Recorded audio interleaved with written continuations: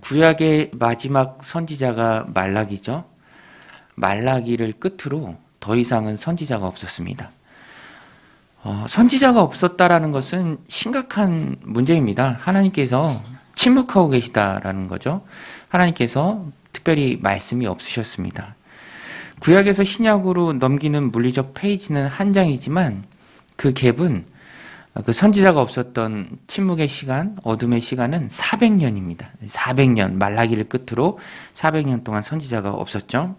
그런데 이제 선지자가 온 거예요. 세례 요한. 동트기 전이 가장 어둡고 가장 춥죠.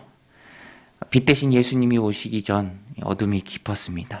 400년 동안 하나님의 말씀에 백성들은 목말라 했는데 그 목마른 백성들에게 생수와 같은 선지자 엘리야의 심령으로 일하는 하나님 보내신 선지자 세례 요한이 나옵니다. 꼼꼼한 누가는 이 세례 요한을 소개하는 부분도 구약을 많이 따릅니다. 구약의 선지서를 보면 어느 시대 또 어느 왕 때에 선지자 누구누구가 활동하니라라는 그런 기본적인 패턴이 있는데 그것을 그대로 가져와서 세례 요한을 소개합니다. 이것도 누가가 일부러 그렇게 한 거죠. 그래서 세례 요한은 하나님이 보내신 하나님의 선지자다. 말라기 이후로 400년 만에 하나님의 말씀을 증거하는 하나님 보내신 선지자다라는 것을 증명합니다. 그런데 요한의 소개 앞부분의 시대적 상황을 간략히 소개되었는데요. 역사적 사실성도 같이 증명합니다. 오늘 말씀 1절 2절에 보면 디베료 황제가 통치한 지 15해 곧 본디오 빌라도가 유대의 총독으로 헤롯이 갈릴리의 분봉왕으로 그의 동생 빌립이 이두레와 드라고니 지방의 분봉왕으로 루사니아가 아빌레네의 분봉왕으로 안나스와 가야바가 대제사장으로 있을 때 하나님의 말씀이 빈들에서 사가랴의 아들 요한에게 임한지라. 요한 활동 당시 황제는 디베료 초대 황제 아구스도의 양아들입니다. AD 14년에 즉위하고 통치했죠. 또 총독은 빌라도, 후에 예수님 십자가에 내주는 바로 그 사람이죠. AD 36년까지 유대를 다스립니다.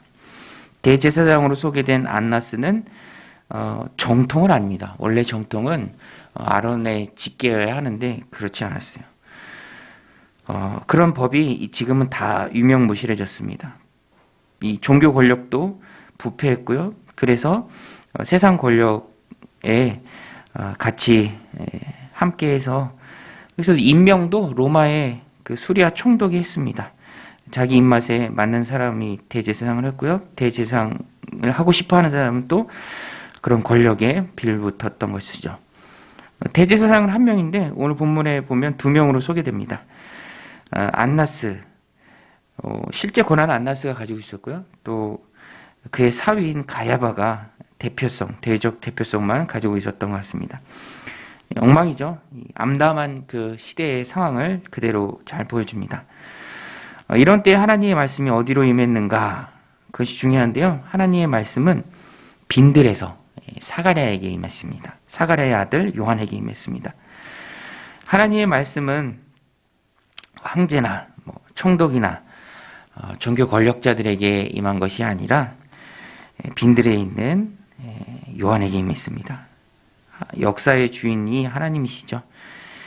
높은 자리에서 호령하면서 그들이 역사를 주관한 것 같지만 실제로 이면에서 역사를 이끌고 가시는 분은 주도적으로 세상 역사도 이끌고 가시는 분은 하나님이십니다. 하나님께서 비록 빈들에 있지만 세례 요한을 택해서 그에게 하나님의 말씀을 주셨죠. 그것은 더 없이 귀한 사람이 바로 세례 요한이라는 것입니다. 황제나 총독, 분봉왕, 대제사장, 그냥 요한이 사역하던 시대를 증거하는 그런 사람들입니다. 증거 자료일 뿐이죠. 세상 말로 그냥 병풍입니다. 하나님 역사에 하나님 쓰시고 하나님 역사를 이끌어가는 하나님 쓰시는 주인공은 요한인 것이죠. 요한은 주님의 사역 앞에 미리 예비하는 일을 했습니다. 그가 했던 가장 중요한 일은 사람들의 죄를 꼬집는 일이었습니다.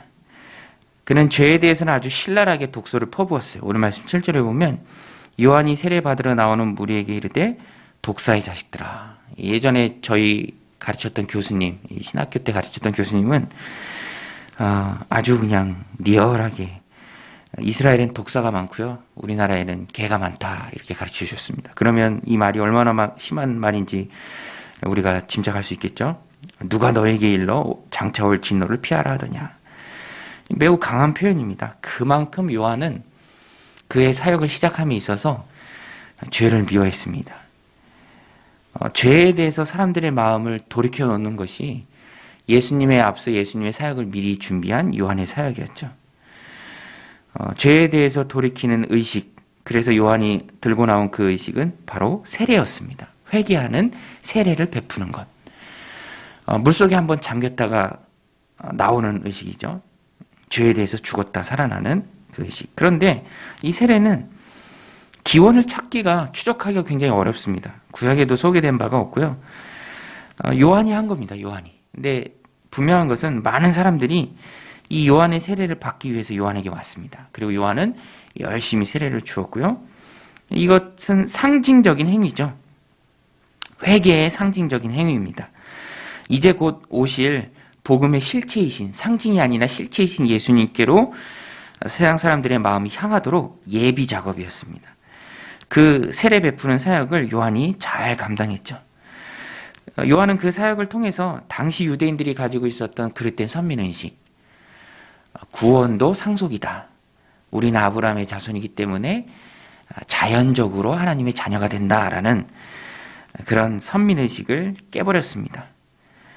아브라함의 자손이기에 아무것도 안 해도 회개랑은 상관없다. 그릇된 생각이죠. 오늘 말씀 8절에 보면 그러므로 회개에 합당한 열매는 맺고 속으로 아브라함이 우리 조상이라 말하지 말라. 내가 너에게 이르노니 하나님이 능히 이 돌들로도 아브라함의 자손이 되게 하시리라.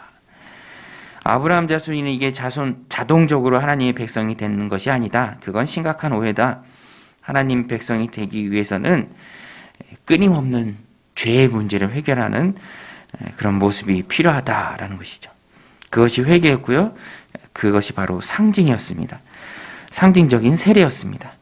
그리고 이러한 그림자들이 보여주는 실체가 바로 예수님의 십자가죠. 그리스도의 보혈의 피가 나의 더러운 죄를 깨끗이 사합니다.